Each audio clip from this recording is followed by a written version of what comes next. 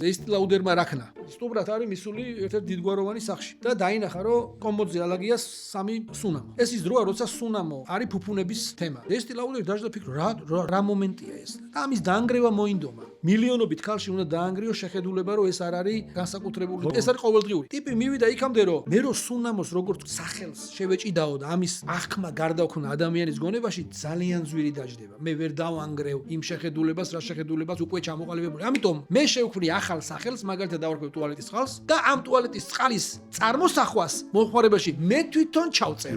ახალ სახელს მოვიგონებ, სუნამოს დეფინიციას მე ჩავწერ, თავის რეკლამებით და მოიგონა ესე იგი იანთდო, ანუ ახალგაზრდა ცნემური. არავინ არ გაგიხსნიდა შანელის სუნამოს და მიიპყურე და როგორი სუნი, გამორიცხული ამბავი იყო. ამან ვიცი როგორი ბოთლებში ჩაასხა, ხელი რო დაგესწრება სუნამოთი. ხო იცი? გახსენი კაცო, მიდი ყურე, არ არის პრობლემა.